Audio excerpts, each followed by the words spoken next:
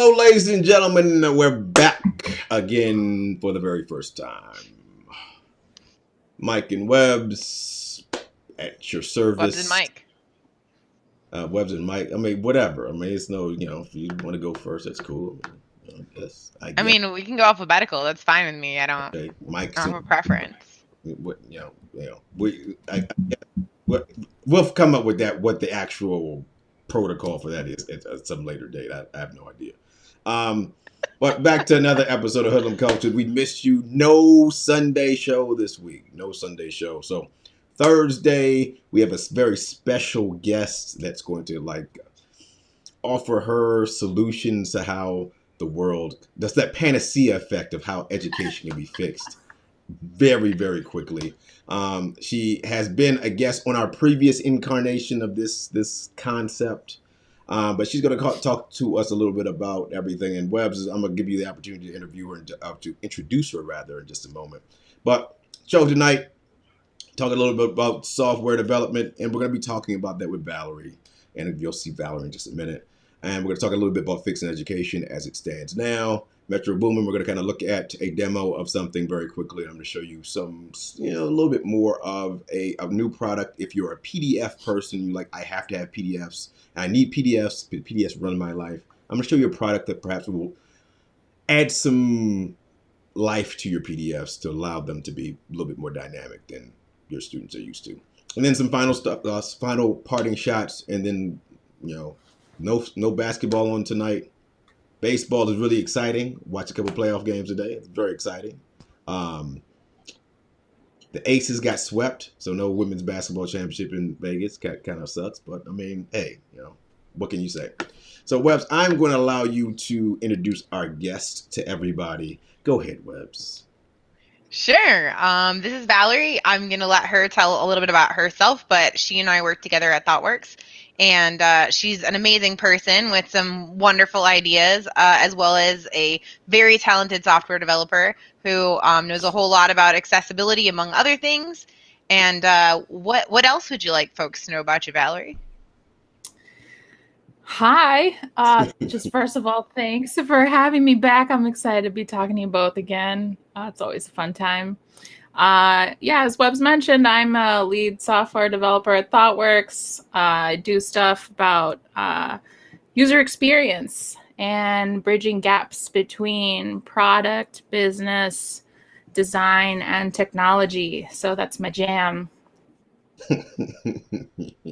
I feel like that definitely has a ever since the whole distance learning thing started, I've really felt like teachers kind of have to add a little bit of software development user experience to their very large bag of tricks, because it that's part of what designing a lesson now is, and designing a module or learning experiences is there is very much embedded in a user experience online as well. And we've touched on a couple of tools that talk about making sure the experience is linear, trying to keep people in one place. So yeah, I feel like this fits perfectly. I think there's a lot of tips and tricks that that teachers can probably take from you. Yeah. Awesome. Yeah, totally. Design is so applicable to literally everything. It's something I studied as well when I was in college, and I just was eating that up. I would find opportunities everywhere to be here's how I can use this, in my club that I participate in. Oh my gosh, I'm gonna solve all these problems in my student clubs. It's a really powerful tool. All right, so we're just gonna go right to nitty gritty, man. We're not gonna tarry around very much. The last time we spoke about accessibility, right? And kind of a passion of yours as well. What we're seeing with and I don't know how much you've been engrossing yourself in the distance learning phenomena that is now education in most locales, but I just got off a call. I just got off a call with Senator Woodhouse, who's was part of the Nevada legislature, and before that, a call with the superintendent of Nevada, public instruction of Nevada. In both in both calls there was a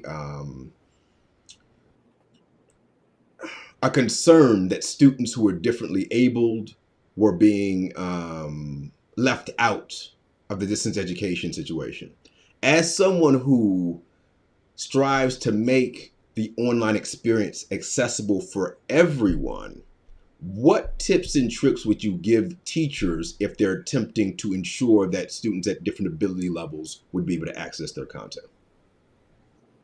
That's a really great question, and one that we touched on a little bit last time we spoke, which kind of touched on like even like the meta concept of access to accessibility features. Like, how do you provide closed captioning when it's so expensive to apply closed captioning? And how are teachers going to be able to provide like that level of support for their students when even those core features themselves, because they've been deprioritized in different software organizations or different like government organizations or whatever piece or arm is touching that, is not available, and it itself is not accessible to the people who are trying to provide that service. So I guess I want to start by acknowledging that it's not always easy, and it's a journey, but that doesn't mean you can't start. And you don't have to be an expert in all matters of accessibility to have this like mindset of continuous improvement. Interesting. Go ahead, Webster. Oh, I was just going to say, like, and that's something we talk about a lot. I think one of the biggest barriers to trying to tackle a problem is that feeling of, I need to do all the things all at once. And if I can't do all the things all at once, then why should I even bother? When really the best approach to just about any problem is 1% better every day. Like trying a solution, getting something down and dirty, going, and then going back, and as we say, like, go refactor it, like go make it a little bit better. It doesn't have to be like I solve all this problem all at once. Like nobody sits down and goes, I'm gonna write an entire application all in one day and ta-da, it's gonna be perfect. Like nobody does that. Like you get some kind of rough idea of what you want, and then you build the pieces a little at a time, and then you go back and you fix those pieces. And I think this is a similar problem. Like, to wade your toes into the water, like try to make sure your lessons are accessible by using Google Slides and turning on closed captioning. And then maybe you evolve from there to, how can I make sure that that's on so that my lectures are also closed captioned, or we've talked a lot about live versus on demand or asynchronous, like making those on demand lessons closed captioned. And we're harping a lot on closed captioning because I think that's a easy and, no pun intended, accessible example. Like a lot of folks use closed captioning, but there's lots of other things too, like tools that help with the visual aspect and color contrast and all that kind of thing. What were you gonna say, Mike? No, I was going to say, like, that's totally cool, but I think one of the issues is getting that first place to plug in. You know what I'm saying? So if I'm somebody who is let's say a classically trained teacher who my jam was face to face, like I didn't know how to turn a computer on last week. So my jam is face to face. If the kid didn't hear me, if the kid couldn't see, like I'm going to face to face teach a kid, right? Now I've been forced to transition into this new place, this new undiscovered country that's been around for 40 years or whatever it is. And now I've got to go and utilize the internet to do stuff.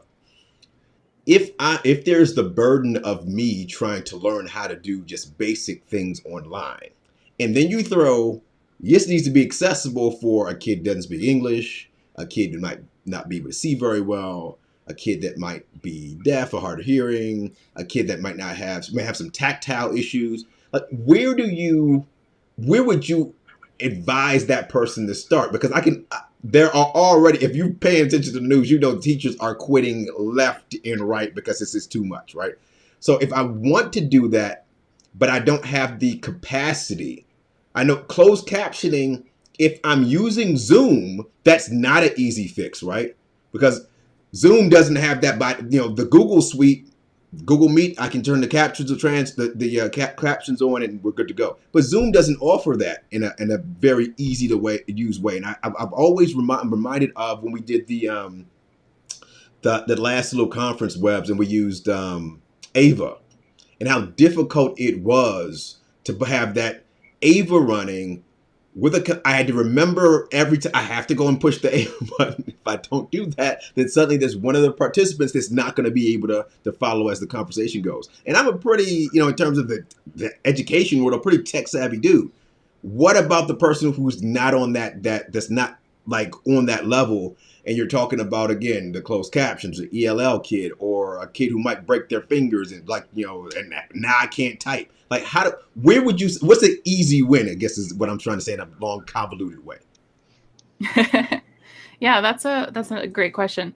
I think the first place to start is to recognize you can't be everything to everyone, especially if this is all new for you, you're kind of struggling with the tech aspect of this. You don't need to solve like every single possible like access issue in one go, because maybe you're teaching only 20 kids at a time and some of those kids don't like that, those situations don't apply for them.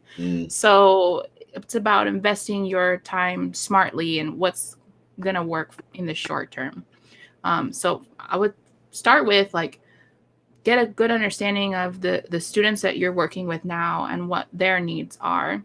And you can put a pause on like whoever your future students might be, because your future students might have different needs, and it's worth acknowledging that. But it's a lot to deal with all at once, and like give yourself like a break from that burden and just focus on right now. And maybe that makes the problem feel more manageable, a little smaller, and will help you prioritize like which interventions are most critical for the students you're working with today. So maybe that's like, okay, I had one-on-ones with my students or their parents, and I found out that actually, there's quite a few students who are colorblind, and that of all the things that I learned about, that affects the most number of students like in my group. So then you can start there and be like, okay, what do I need to change about my current lesson plans or the worksheets I've put together, or the slides I've put together, whatever tools you may be using, what do I need to change about that to make sure that I'm addressing that specific issue? And you can do quick searches for things about testing your like slides or websites or whatever for colorblindness checkers. There's lots of tools out there for that. And that's a place where it's really obvious like where to start. Like this will have a really big impact on the students that I'm teaching right now, today, in an hour. That's cool. I think something too, as you were saying that, I was like, oh, that's right. I remember you mentioning this.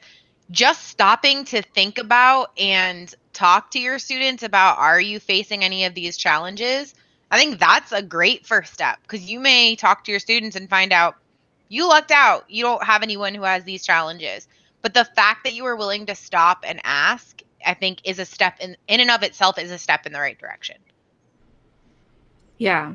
And the other thing that we talked about previously on accessibility was that it's not just about people who are permanently disabled, but it could also be situationally or like temporarily disabled. So like what happens if one of your students was playing outside and broke their arm, and now like they're having to type with one hand, like they are temporarily disabled, and so maybe like don't have timed computer activities or something.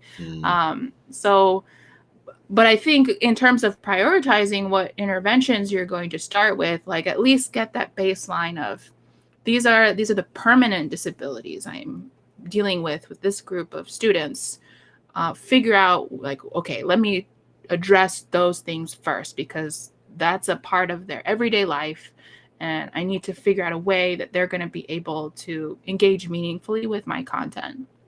And then once you've managed to get through those things, and if you have a little bit of breathing room, then you can kind of start future thinking like, okay, what about if the students I have encounter like a temporary or situational impairment. And then like beyond that, it's like, okay, what about the next class of students that I will have next year?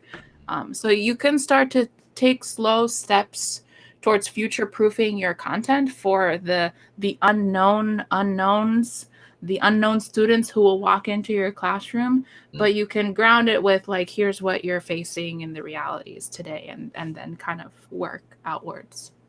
Word. Well, you went a little Rumsfeld there with the known knowns and known unknowns. So it's like, shout out to Don Rumsfeld if you're watching this.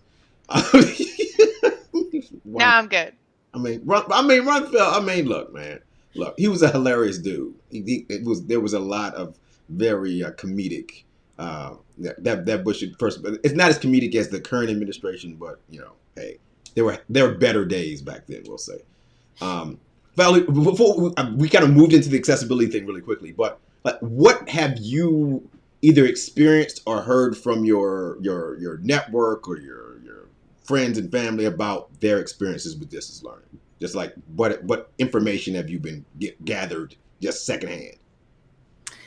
Yeah, I'll say most of the reports that I've seen have been through random people on Twitter, I'll be honest. But they have been from hilarious to really sad and kind of heartbreaking.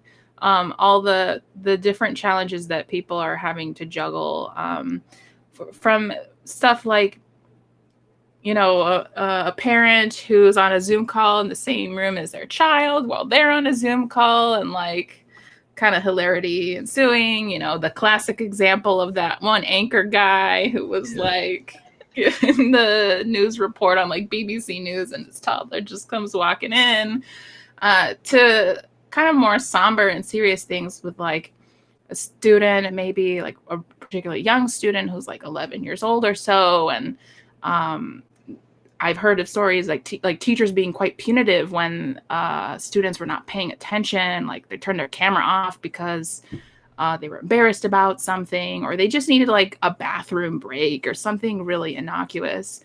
So I've heard all sorts of stories like that, and I'm just like, oof, that seems so tough. Like, I'm really glad that I'm not a parent at this point in my life, because I'm not sure how I would be able to handle all of that. So kudos to everyone who's like surviving.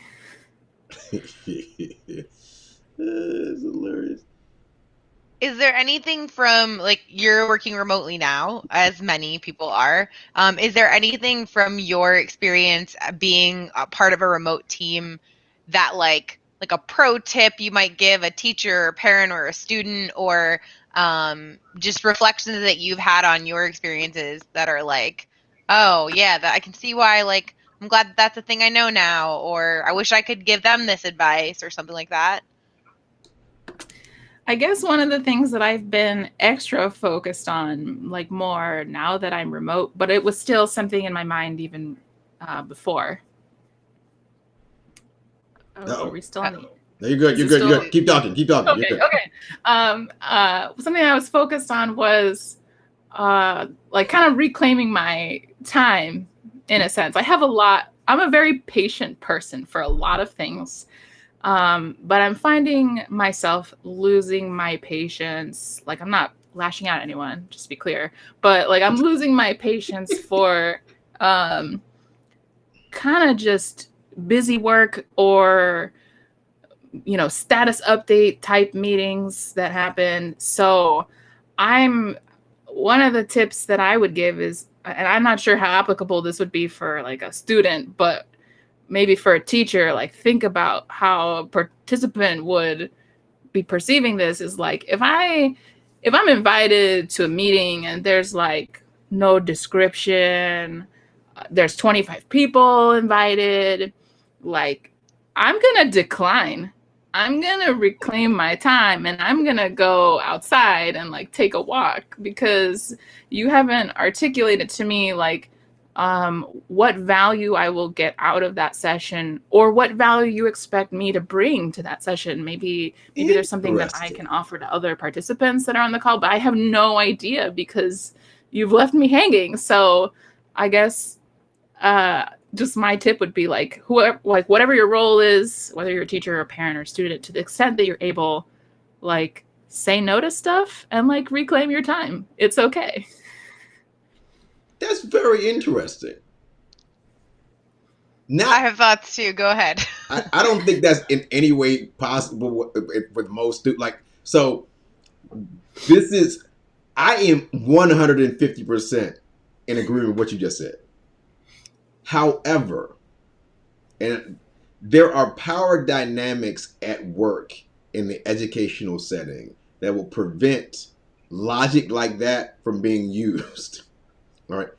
A lot of the things that happen in schools happen because they always happen. And we're going to do these things regardless of what, I mean, pandemic, no pandemic. Jesus could come back and we're still going to do this exact same thing, right? Because that's how we've always done it. And one of the things that's really dope about what you said was this self-awareness to say, you know what? I'm going to go and play Xbox for a half an hour. I'm going to go and give my mom a high five. I'm going to go and do a dance in Footloose or whatever. But what you have, though, is this acquiescence to the power structure in schools, right? Where you're like, okay, I know this is stupid, but I'm going to do it anyway because we've always done it this way. And if I don't show up, there are punitive measures to me if I don't show up. Someone's going to say, especially being the only black guy usually, where's Lang?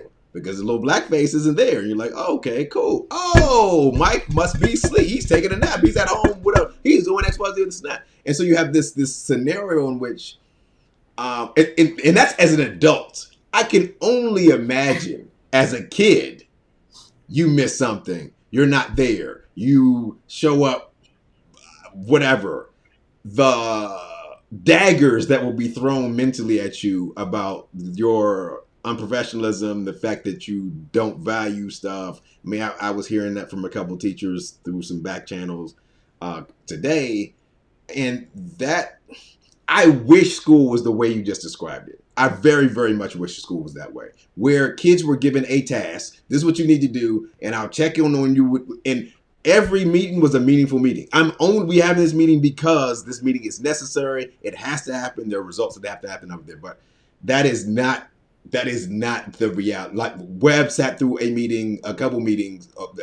She sat through a meeting today that was like, and you kind of just, okay, this is interesting. I mean, it's nice that it's, this information's in the atmosphere, but in terms of like being functional, I don't know. Webbs.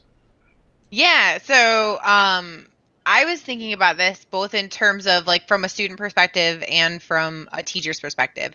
And I think part of it you touched on, there are students out there that will reclaim their time. Like, they will bounce and they don't care. And I don't think that should be something that they are punished for. I think especially during a pandemic, like, you have to protect your mental health, and sometimes that's how you do it. I think too, and I'd like to dig into this a little bit more, like from a teacher perspective, a teacher who is reflecting on their practice can think about this and go, how can I ensure that when I'm scheduling meetings with my students, lessons, whatever, I'm explicit about, here's what you're bringing to the table. Here's what how I expect you to be kind of primed and ready to, what we're going to talk about or what we're going to go over or, what we're going to do in this session. And I'm also going to tell you what I'm bringing to the party and what I hope to accomplish. So if you had, we're talking about this in terms of meetings, but I think this equally applies to like lessons and live sessions. We were just talking the other day about like, I think that on demand should be like the pasta and the live sessions should be like the seasoning and spices, just a little bit of the live sessions so that they're small, intentional, and personal. What was the personal? Yeah. Small, intentional, and purposeful. So, what other things, like, you maybe think of it, like I said, from the perspective of a meeting, Valerie, but how could people, because really, I've often thought about, like, meetings are really just, like, either knowledge transfer or status check, And I think that's a universal thing, whether you're in education or what a private sector, whatever. That's basically what a lesson is. It's knowledge transfer. It's a status check. So what other frameworks or strategies could someone use to make sure that that time is purposeful and intentional? It's a great question. I think there's like a couple of things, because I think also I've heard, and you can tell me if this is true, the punitive aspect that has come into play as a result of power dynamics is not necessarily just like directed at students, the teacher being the punitive one, but also potentially the administration being punitive of teachers, being like the administration might be saying, you need to do things a certain way or else like you will lose your job or whatever. And that may be driving them to have lessons that they would rather not do in a particular way. And if that's the situation that people are in, I think a strategy there would to be honest as much as you can with the students and parents. And I know that also in and of itself could also lead you into hot water. But that maybe there's something there about like what you can communicate through the purpose. You should always be communicating the purpose, I think, regardless of what it is. But if the purpose is like, I'm not super aligned with this idea, but we have to do it anyway, that may also be a learning opportunity for students about like, sometimes we have to do stuff we don't like. And that's just, it sucks, but it's a fact of life. And maybe that's an opportunity. It's not awesome. It doesn't feel good to be in that situation, but what are you doing about communicating to others? Like, this is how you're dealing with it. And you're being as honest as you're able to about why you're doing the things that you're doing. And that goes a really long way. Like if I were in a situation where someone told me like, you know what, we just have to check this thing because we got to fill out this form. And it's like, I don't really care about this, but so-and-so cares about it. I'd be like, okay, like, thank you for sharing that with me. Like, I'm happy to help you like complete this thing. And like, if we do it together, we'll get it done faster or whatever. So I think if that's the boat that you're in, like maybe there's something in the way that you communicate the purpose of the lesson or the like one-on-one that you're having with the students. Yeah. If you have like a more open situation where you have a bit more autonomy and control over like what your designs look like, and you have that kind of creative freedom to really design your ideal world, like, first of all, that's awesome. I'm really excited for you.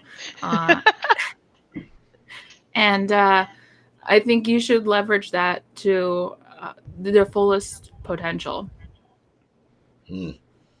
That's really interesting too. The whole, like, because, and what you let me know what you think about what I'm about to say. All right. Now, I lie to those kids all the time. All right. I lie to my kids all the time. Like, that's like, lying is just something you got to do as a teacher. Like, so I would never tell a kid, yo, I don't really care about this. So I would never tell a kid that. Because your students, especially if you're a homeroom teacher, by the end of the school year, you have 30 mini U's. They take over your mannerisms, your language, everything, right? So if you get to a point where you're like, if you tell them the truth about how it's like the government. If they actually told you the truth about all the stuff that happens, like literally no one would trust anybody anymore. They'd be like, all right, dude, all these. So when I get the sentiment that you're saying, my thing is always like, okay, fam, I don't want to do that, so I'm not going to do it. Like it's not a scenario in which we're not negotiating that part of my job. I'm going to say if my user is being hurt, me being the go-between the administrator and my student, then if I have to take a couple bullets in my back, I take the bullets. But it's not a scenario, especially when you're talking about like kids who are at-risk kids. I don't think that, and I think that's one of the really interesting things about how education works. We can't on one hand say we're going to change how everything works. We want things to be equitable and everybody's going to be able to read and do it, and then go and say, you know what, because Mrs. Zell was what I never had her as a teacher, but at our school, you could decide not to eat lunch. What's that? Not eat lunch. You can go right to recess. You can have an hour worth of recess. You can say, screw lunch, I can go right to recess, right? And so most kids, like, I ain't eating squat. I'm going to throw something in my mouth in like 3 seconds and I'm going to run out and we're going to go play basketball for an hour, right? So what would inevitably happen, because teachers had duty, is that they would find any reason to keep us inside. Like if one kid talked in line, if one kid ran too far down the hall, and we knew certain teachers didn't want us to go outside because that, again, they had to go outside with us to watch us. Mrs. Zell, I call this Mrs. Zell's tenant. I've been calling Mrs. Zell's tenant since I went to grad school. Mrs. Zell's tenant was, she didn't care if 99 of us were perfect and one person was off. We all suffered. We all got the consequence that one kid got. And the good got to suffer with the bad. That's her tenant. The good have to suffer with the bad. And I was like, that is fundamentally unfair. We were all doing what we were supposed to do, Mrs. Zell. Nope, but so-and-so didn't have his shoes tied. And I said everybody had to have their shoes tied. And so we're standing in the hallway where we can smell the fresh air in the basketball courts for 45 minutes because Bob didn't tie his shoes, right? And I always swore that I would ride for the little kids when I got this job. Like, I didn't care what the authority figure said. Screw them. If I gotta get crucified I'm gonna get crucified for the little kids. So I kind of am like, if it's perfunctory, then screw it. Like, why are we doing it? I'll do it for you on my own time, but I ain't about to force no 5 or 6 year old kid to say, oh, you got to do X. Nah, dude, we ain't doing it. We about to read a story. We gonna laugh, get your snacks and your popcorn, and if I get in trouble for it, what are they gonna do? Fire me? No, not in the pandemic. They don't have enough teachers now anyway. So like, in terms of job security, we straight right now, dude. Webbs, what say you about my lie to kids situation? I mean, I was thinking about my own teaching career, and yes, I too lied to my kids so many times. Like, I am not going to tell a kid you're not my favorite. That would be horrible. But I think that, I think that's one of the big struggles in education is, like, there are folks, I would include myself in this group, that I think are more fine with saying, screw it, I'm going to do my own thing. I think there are plenty of folks who just, that's not how they are. That's not who they are. And it's a lot harder for them. And so I think there are times when you have to get into good trouble and challenge the status quo. Right. And especially as a teacher, because that's just kind of like how it is. You have to stand up for things when something isn't right. I do have to say, like you mentioned, they turn into a mini-me. And it took me back to my last year in the classroom. I remember I was sitting at my kidney table when my students came up to me, and he was notorious for not like asking other folks for help before he came to me. And I had already answered his question, and I was, he comes up again and asks me the question again. I was like, I've told you to answer this question. Go ask someone else. If you really ask 2 other people, can't find it, come back to me. And so he like walks away all dramatically from the kidney table, just like shoulders downtrodden and devastated. And one of my students had just joined the class that year. He was a refugee student from Somalia. And so English wasn't his first language. He was just learning. He was like a first year English learner. And the class is like quiet and just super loud. He goes, "Bye, Felicia." It was hilarious. I was like, "Oh my gosh, yeah. They're picking up on my mannerisms." And then they'll repeat you and stuff. Anyway. I forget what we were talking about. Because that was a hilarious story. Being on it. Go ahead, Valerie. Yeah, I think there's something here as well about like. There's kind of 2 aspects of this. One is like, is this age appropriate, right? Like if we're talking about 5 to 6 year olds, like Yeah, being honest may not work in your favor sometimes because they'll repeat something when maybe it's not the best time for them to repeat the thing. And you're just like, oh, that. Or the grown-ups are listening during those meetings. Yeah. So you go and say, hey, we just got to do this because, my boss just told me how to do this. And suddenly you get a phone call back from your boss like, well, so you're just doing things because I tell you how to do. Yeah, that could get you hemmed up, homie. You got to lie. I think you have to, it's a bit of age appropriateness and also knowing your students, and can they handle this information? I'm not saying be completely malevolent or anything, but you gotta come up with some kind of communication plan in a sense. Once you kind of get a feel for the team that you're leading, because your students are your team, you can kind of adapt your communication style to both their needs and kind of what about how they process information. And the second bit, which you touched on, Mike, a little bit, was kind of around risk management in a way for yourself. What are you willing to do and what aren't you willing to do? What are you going to stand up for? What are you willing to risk? What principles are non-negotiables for you?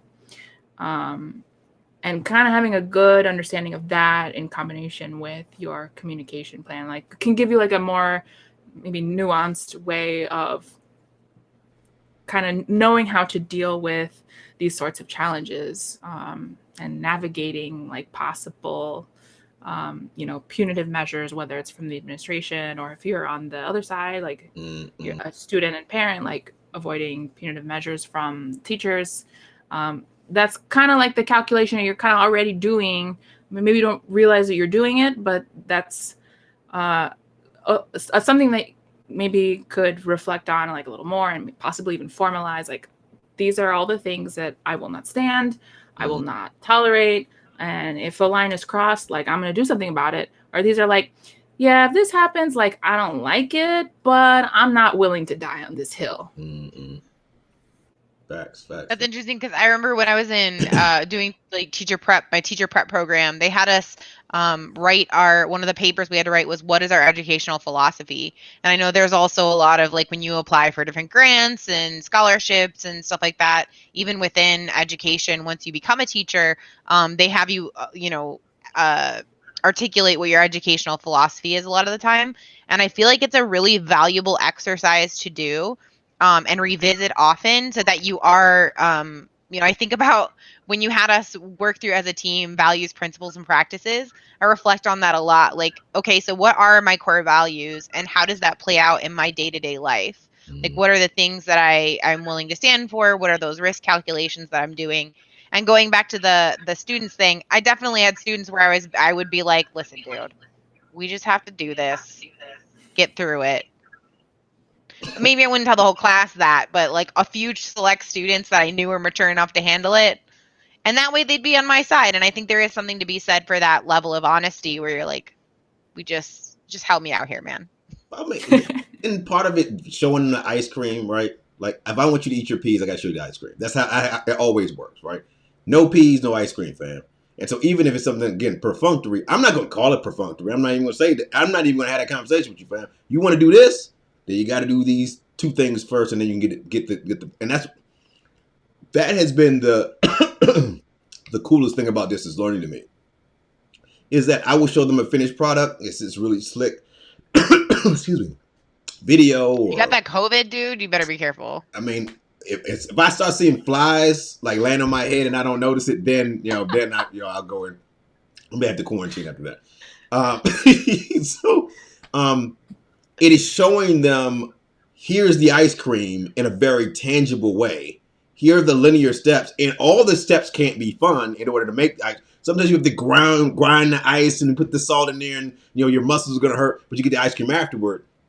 And I think when you make things realistic for the kid and you say, this is how this is made, I don't think people have problems with the steps. I think the problem is when we create fantasy scenarios for people in which, like, and kind of heard that at a couple meetings today, both during business and after business, in which people are just like, I just want to know this. That ain't how it work, fam. Like, I mean, I just wish I didn't have to go and watch that video. That ain't how it works. Like, how else are you going to get the information that's necessary to do your job? So I think also framing it in even some of the things we perceive as perfunctory aren't actually perfunctory at all. They're necessary for us to be successful. And I think that to go back to the food analogy that was used, dressing up the offal, right? Making the offal appear appetizing, that is also a skill. And that's a skill that as a instructor, as a designer, as whatever, you got to take the doo-doo sometimes. You got to like make it a casserole and say, look, turn it to the light so it appears to be appetizing. You know what I'm saying? And so I think the greatest people in everything, musicians, artists, whatever, take like crap that's just laying around and just do dope stuff with it, right? And so that's where I kind of, I guess I want to hear your perspective, Valerie, on the path to competence and kind of speaking to, like, we just got here. Like, a lot of us just turned the computer on. We can't expect to go from I just turned the computer on to now I am super savvy and everything is awesome. Like, kind of talk about the journey from novice to competence. Competence. Like, talk about that journey. Yeah, it's actually one that gets talked about a lot in software industry. This idea of the Dunning-Kruger effect, like, as well, specifically, like, the more you learn something, the more you feel like you don't know the thing, which is particularly pervasive in software because, new things are getting, like, technology is evolving all the time. We're creating new technologies all the time. And depending on where you are sitting at a given moment in history, you're just like, oh, like, I was doing this thing and now I got to go do this other thing. Like, I don't know anything about this. I thought I knew everything there was to know about software, but then there's like this whole mountain I have to climb.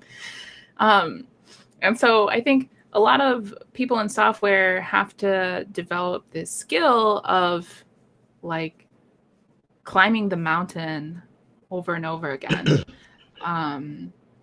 And it's general, like, it's just something, like, it's a fact that you have to keep doing it to stay in the industry.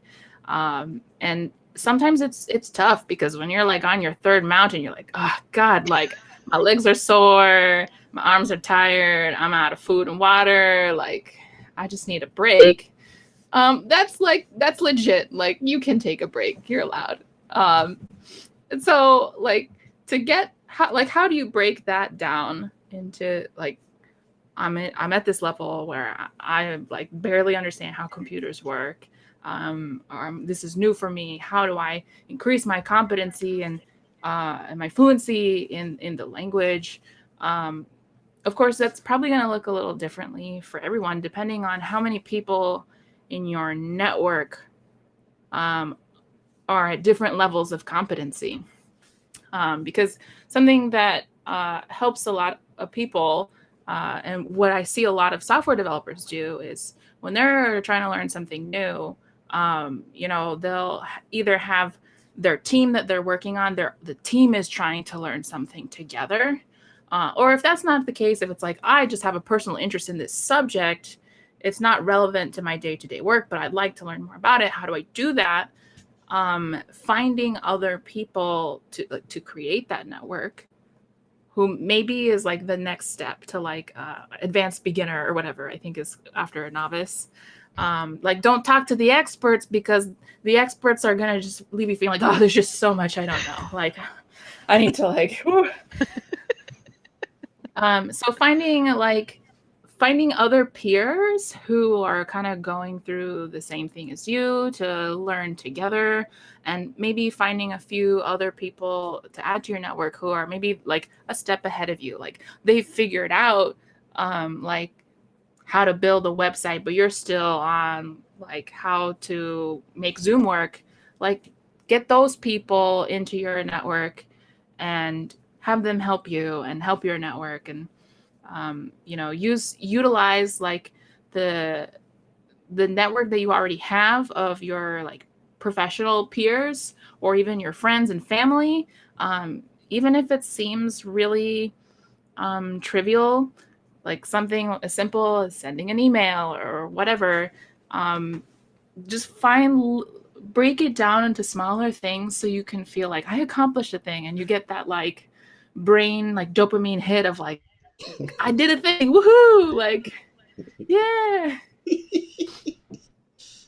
It's so funny because like I see parallels with like what I've learned in my journey toward like better health as well. Because when I first started out trying to develop like a way of exercising, I just did 10 squats every time I went to the bathroom, which sounds ridiculous. And like, why does that matter? But you don't know how many times you go to the bathroom until you do 10 squats every time. And then pretty soon you've done 100 squats for the day.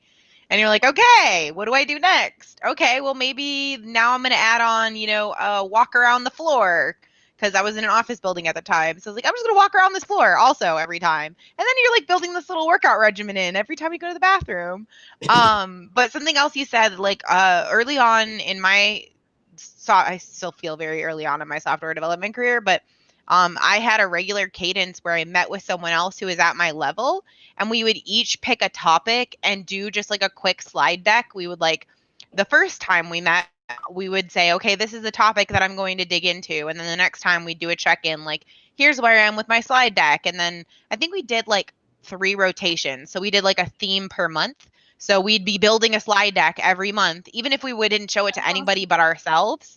It was just like an opportunity to pick a specific topic, dig into it, create an artifact of that learning. And it was a very quick and easy win. There was no pressure of like, I have to present this to anyone or anything like that.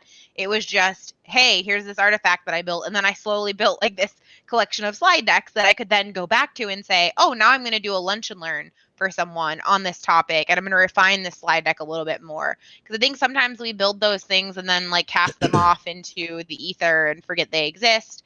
But you can really do it many times and refine it. And, maybe eventually I get, so I'm going to apply to a conference and talk about this topic or something. So there are little, very low risk ways of increasing your knowledge with folks who are on your level, or like you mentioned, like a little bit above your level.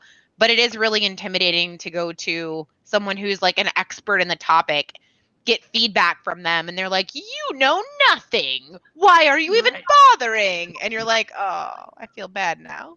Yeah. But I mean, so go ahead, Valerie. Go ahead, Valerie. But there's definitely something to be said for like you mentioned making artifacts, which I think is awesome. Like one part of it is like being tactile, like getting the muscle memory of doing the thing is really important, especially when it comes to technology. Like I click this button, I drag this here. Like I think that's a part that a lot of people struggle with specifically. So building that muscle memory and doing tasks repetitively without injuring yourself is important part of it.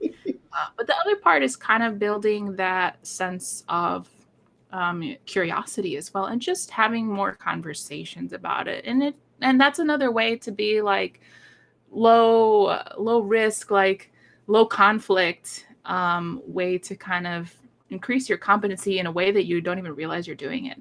I've noticed this actually with my mom, because of my 2 parents, my dad actually used to be a computer programmer many years ago. My mom is not at all like a computer person.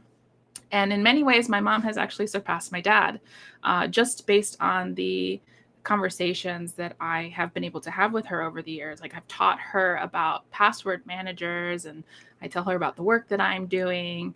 And, she's able to ask me really intelligent questions, like where it's clear, like, okay, I don't fully understand what's going on, but I have this sense based on the conversations that we've had, like that this seems important. Like, Valerie, what do you think about this? I'm like, yeah, that's a great question. I'm glad you asked. Like, and us having those conversations has really built up my mom's competency with technology, like a huge amount, like more than I would have expected, to be honest. Because as you guys are talking, the first thing that goes in my mind is Kobe Bryant, right? Now, first thing, now listen, hear me out, hear me out. I think there's a lot of value in going straight to the expert and saying, yo, I'm just going to watch you. I'm just going to listen. I'm see how you do stuff. I may not understand everything that you're doing, but I'm going to pick something up. If I pick that one thing up, that one thing may be the key to unlocking other things. Or maybe, so when Kobe Bryant passed, there are a lot of stories of other players having gone to him and asked, "Hey, how do I do this? How do I do that? How do it?" And these aren't like Kobe Bryant level players, all of them. These are guys who were just like, "I'm just trying to stay in the league. Like, I'm not even, I'm not going to be an all-star. I'm just a dude who's trying to add one move to my repertoire that's going to keep me feeding my family, right?" And so I think there's value to talking to somebody that's on that same level, but at the same time, it's like any good thing. When I played basketball with my dad as a kid, he put me against men. I didn't play against little kids very often. I played against grown guys. And they would push me around. I would hit the ground. I would cry. I would get mad. I'm like, why are you making me play against these dudes? And then you start to understand when I started playing high school ball, I was like, oh, he was having me. I've seen this move before when I was 12. Like, this guy can't do. I'm going to take the ball from this guy. This guy's when you're a little kid and you got somebody who's so much better than you are, you start to perceive how things actually, the universe works when you pay attention to it. And I think a lot of things in the education field, a lot of reasons why we have problems is that when we think team, we don't play team ball at all. And so kind of that's what Valerie kind of talked about the word team earlier. We're not a team. Schools don't function as teams. Schools function as silos in which if I don't understand, I don't have that particular skill set, then I will never get that particular skill set because I don't have to get that particular skill set. And unless I decided that someone in my immediate PLN, somebody I drink with after school or I have coffee, whatever, has that particular skill. At no point am I put into a place constantly where I'm so uncomfortable that I have to pay attention. In terms of, I have no idea how this works. Let me pay attention. I mean, now the cool thing about me and Webb's partnership is she will say stuff and I'm like, I have no reference for that, but just let me listen. And I'll pick up a vocabulary word or something. Let me go Google that and let me play around with it. That's like this, which is like this, which is like this, which is like this. And now I understand what she was talking about.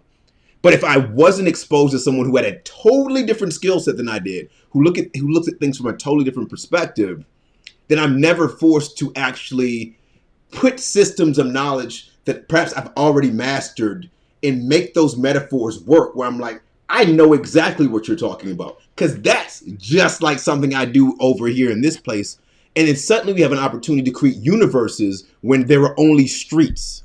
And that's, I think, is the thing that hopefully distance learning is forcing a lot of teachers into, where I'm having a conversation. And also, I don't have to learn how to be a software engineer because I have a software engineer. That takes a lot of pressure off of me to say, if I got this problem, I got this person who already understands that. I can use my time in a more productive manner that's going to allow me to pursue things that are going to be more powerful for me. And if there's certain things that Webb's does not have to pursue in the same manner that perhaps she would have to pursue if she was by herself. And I think that's the other thing with working with a team, that I can say, you know what, man, I don't need to know how to code the crap, how to C-name crap, none of that stuff. Webbs, just get that crap changed, fam. I'm gonna keep it moving. You know what I'm saying? And there's a freedom that allows you to enjoy when you know you have someone who has that particular skill set. It's like the T-shaped person. Like, have we ever talked about this, Mike? No.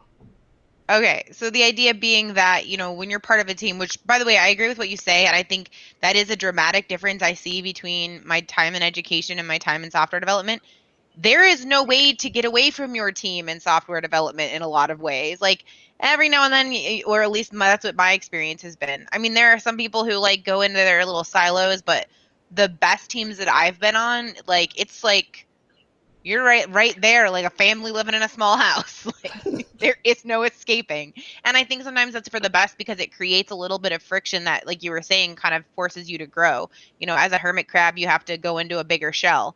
And I think that is an issue with education. Like, you can go into your classroom at the beginning of the year and never talk to anyone, and still your ship will sail. Like, will it be the best? No, but you will be able to function. And so there isn't that friction that forces you into a bigger hermit crab shell. Like, you can stay in your same size hermit crab shell, and there has been no catalyst to evolution. It's been basically the same, like, since forever. Facts. Valerie, have you worked any job outside of software development? Not professionally, no. I've always been in software. So it's really interesting to hear your thoughts on how the education industry works, and specifically what feels reasonable or like tractable. Because it feels, I think every industry kind of has like these concepts that feel like intractable problems, like, oh, this is just too hard, like it's been this way, it's such a systematic problem, like there'll always be like a class of people who'll be like, yes, but we can fix it, and then those people end up feeling discouraged, and it's just like, ugh. So it's kind of interesting to hear your perspective on like what you see are as the intractable problems. Because like I feel like if I were to become a teacher, I would totally be with this energy of like all this stuff that I've learned with software and like design thinking, like, yeah, and then like I'm pretty sure I would be crushed in the first year. I'm just like defeated. We all are. But talking to you, so this is why I enjoyed the first time we had the conversation, because we start to think, and this is why universes colliding is important for new universes to be born, right? So when you start talking about teams and how, again, it would be impossible, and Webb's kind of like seconded to this, it's impossible for you to do your job without other people. In teaching, again, it is possible to close the door and say, these are my 30 humans, and I'm just going to teach these 30 humans. And I'm going to drop them off at their specials teacher or whatever when I need to. But outside of that, no one's going to look at my lesson plans. No one's going to look at what I'm actually doing, whatever. Okay, other than like surprise, it's your evaluation observation day, and they sit there for 45 minutes and, hey, you're good, and we leave, right? That's it. So one of the things I've been constantly frustrated by, especially going the distance, was, why the devil is there one teacher for 30 kids, right? Why can't there be multiple teachers for those 30 kids? Why can't everyone, like, why, first of all, why, if everyone's online anyway, right? Who's to say that we all can't be one big school where like we trade off people, and this person's really good at something, so this person's going to teach these kids because they're really good at that thing, and not they're Mrs. Weber's kids. Actually, they're not. She did not birth these children, right? They have to have the opportunity to. I mean, this is what when they the things that the thing that frustrates me a lot about teachers is this ownership. This is mine. These are mine, and you can't have these. And you're like, dude, we're just trying to make sure that my pension gets paid, fam. That's like the number one hustle. I want to make sure that every kid. Ray Masuga, small story off the side. I worked for Procter & Gamble right out of college. And Ray Masuga picks me up out of the airport, and he's like, never met this guy. This is when cell phones didn't even have video. It's just like, this is 2004 or something crazy like that. And get out of Cleveland Airport. He picks me up, and I open the door. And before we take off, he's like, look, I'm just going to have to talk with you right now. So I'm like, all right, cool. He says, look, I don't know you. I may not even like you. But I'm going to train you the best that I can. I'm looking at this group like, because I want the stock price to be as high as possible when I retire. And I was like, that is the mentality I take to work every day, fam. It ain't about liking people. It ain't about love. Nope. When I retire after whatever years in this deal, I want all my PERS money coming to me in my pocket. And that means I have to have kids who are going to be running our economy in Nevada so that it is high functioning, that's diversified, that people will have high, people want to move here, all that kind of stuff like that. And if there is a another industry that's already mastered certain things and we're still struggling in education. It's as it seems like that teamwork thing is what really attracts me to when Webb starts talking about stand-ups and retros and stuff. You're like, all right, that's a really dope concept. Why don't we do that in the regular school? It would keep so much pressure off of a teacher where I'm self-regulating. I know I have to come to stand up with, these are my blockers. This is the stuff I did yesterday. Oh my goodness. Now it's some accountability for the little kid. Now it's not the teacher running crap. It's the little kid saying, oh my God, let me sit down and be reflective because I know at 8 o'clock tomorrow, I'm going to be called to the floor to go and say what I need to say. But we're still in this, like, again, this agrarian factory model of education, even when we have been freed from the factory. And that is like mind blowing to me. And it's really interesting you draw that parallel because software itself as an industry has borrowed models as well from hardware and from like factories. In fact, probably one of the most well-known models that it's borrowed that's extremely popular today is the idea of lean, which came from Toyota, people making cars. To kind of go back to your point about like what we can all learn from each other in different industries, like that came from like making cars, and the software industry has really like wholeheartedly embraced those ideas because the principles behind it can transfer really well regardless of what it is that you're producing. The main ideas about lean specifically, for those who aren't aware, is about minimizing waste and constantly improving. And they had some specific practices at Toyota where in order to swarm on problems, like whenever a problem happened, they would have like this special like rope that they would pull, which meant like, oh, like something was wrong, and like multiple people would go to swarm on the problem to resolve it until the beeping stopped, and then like people went back to their positions and like kept working on their like part of the conveyor belt or whatever. And so all of those practices have been adopted in the software industry as well. Like when there's a problem with our software that we are deploying to live customers, we take that team mentality to swarm on the problem. And our fundamental drive is about not only the satisfaction of the customer, but also constantly improving their experience and our experience as the producers, because if we improve in our own processes, that means we're able to react more quickly and in improving the process for our customers downstream. So we can take those same ideas to something like education, where if we were to adopt this idea of like, what's our fundamental goal? Like, what outcomes are we trying to drive towards? If you keep doing the same thing over and over for decades, like what worked for students 50 years ago isn't going to be working for the students of today. Like so much has changed, and you have to be thinking about how are we reducing waste? How are we becoming more not like efficient, not just like in the sense of like robots, like we're automating everything, but it's about making processes, creating processes and building spaces that get to the heart of the outcomes you want to deliver. Interesting. And what you just said. So first of all, like when people say, "Oh, the kids of 50 years ago," you like the question I always ask them is, "Did it actually work though? Like, right. was it just something people were doing to say, oh yeah, yippity doo dah? 50 years ago, no, it probably wasn't working then either, fam. It's just like we didn't have the way to tell the next town over, hey, our education sucks just as bad as yours does."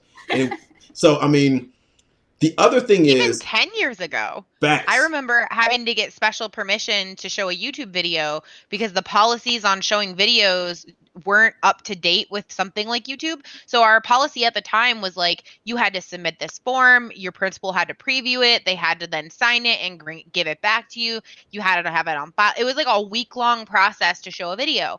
When you're showing a 5-minute video clip, I'm not going to fill out that form every time, and if I'm showing 10 of them a day, like there was no, that was a brand new thing. So there was no adjustment to the process. So I just showed them anyway. Facts. The other thing that you said, Valerie, that kind of got me. My elementary school experience was weird. All right, we did not have classrooms. It was an open air school. And when I tell people that stuff, they're like, "Oh, well, how did you guys learn?" I swear we learned better than every other kid that had rooms. Because fundamentally, and it's kind of like Building 20 at MIT, where you have these like random people running each other. They have no different industries. I don't know what you do or whatever, and we got all these amazing products because there happened to be this entropy in this one spot. And so I remember being first grader and having a second grade classroom right next to it, and I could hear everything the second grade teacher was saying. So now I was getting 2 years of education at one time. So I knew exactly what this teacher was going to ask. I knew her procedures. I knew what books they read, all this stuff. Then we go to the second grade. The third grade teacher was right there. And there's the only thing dividing the classrooms were these little shelves. Like literally I could look into the other classroom. I could wave to my friends in the other grades. And eventually what you start doing is you start getting this process where you've got the immediate sound and then you have this ambient kind of almost subconscious learning that's happening from this other person over here. And I swear that it was simply accidentally learning things as a kid, being in that kind of environment that allowed us to, like, we were laughing when we got to middle school. A lot of that stuff that we had, we're already, and it wasn't because we were just intelligent kids. It was just we were put in an environment in which we were exposed to ideas. I'm learning from this person. This other person has another idea. How do those two ideas fit? Oh, my brain is forcing those ideas to hit each other. You know what I'm saying? And I think that there's again, we're going back to if you're not putting people in a position in which systems are going to collide, I think you're going to continue to have silos in which I'm a teacher. I know how to teach. I'm going to teach teaching. And then I move up, become a principal. I'm not going to look anywhere outside of a school. I was a teacher. I'm going to teach. I'm going to administrate just like I was a teacher. And then I'm becoming a superintendent. So it becomes this scenario in which we have these, instead of Voltron, right? We have these individuals that look at themselves as a single lion instead of realizing if we connect all the lions, then we can get the big monster. But if you try to fight the big monster as one lion, you're gonna get destroyed, dude. Lance, you can't do it by yourself, bro. And so, yeah, that when you were talking, that's what I was thinking about. That's really, it's really dope. I like talking to you because you make my brain go places. That's dope. Thank you. I appreciate that. And I think you touched on a really interesting point there about entropy, which is probably one thing that we would have to be very intentional about designing for in distance learning and remote situations, because it doesn't happen as naturally anymore. Like when you're in a school, when you're in an office building, like you get all these little kind of spontaneous like interactions that happen. Like you get up to go to the bathroom and you run into like some other teacher, like, hey, what's up, teacher? Like blah blah blah. You have like a 5-minute conversation and like maybe you learned something, or like you got a book recommendation on your way to the bathroom, you know? Like weird stuff happens all the time when you get to have those collisions. And when you don't have those collisions anymore in remote context, then you are possibly losing out on some learning opportunities, because actually one of the things that helps people learn and helps people solve problems is to have those sorts of collisions, because what ends up happening when you have kind of disparate ideas, whether it's like ideas from different industries or even just different subjects at school, when things don't seem like very strongly associated and they're more weakly associated, that's a a place that leads to insights for people. They're like, like when I'm thinking about this thing in history and I'm thinking about this thing in math, like on the surface level, math and history, like well, that sounds like totally unrelated, but actually I can see some parallels in like this lesson that I had today with in history with, you know, some math problems that I've really been struggling with. And maybe if I tried this new technique, like I might learn something or I might have a breakthrough of some kind. And it's by having those collisions that you build that like network of weak associations between things that don't seem related, and leads to insights happening and learning happening. Dude, we could talk forever and ever and ever. Like we're over time, but we gotta bring you back in a couple of weeks and just kind of chat and laugh, yeah, because we can talk forever. So like it's like we're like 10 minutes over, so it's all good though. It's all good. But man, again, we're gonna have Valerie back just because it was fun to get her insights on stuff. And what I want you to think about between now and the next time we can schedule a meeting is like with distance then. How can we be intentional about entropy then? What techniques could we utilize in a setting in which your kids are all over the place?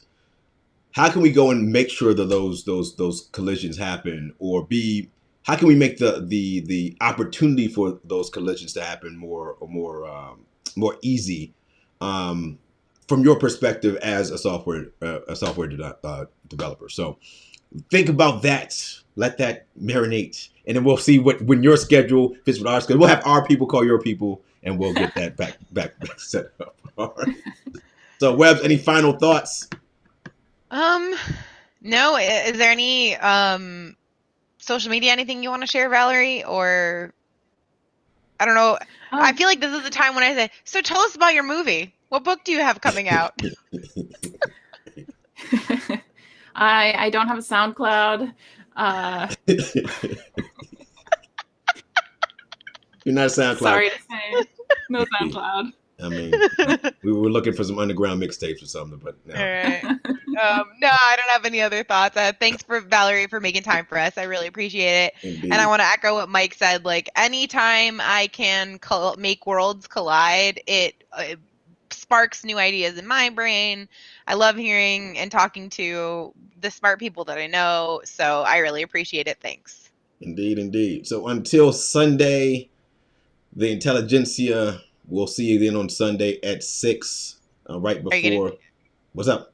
Right before what? Right before Lovecraft Country comes on, man. I was just going to say, are you going to do the thing? I'm about to do the thing right now. Okay. All right, we are outro until Sunday. God bless Belgium. Holla at your folks.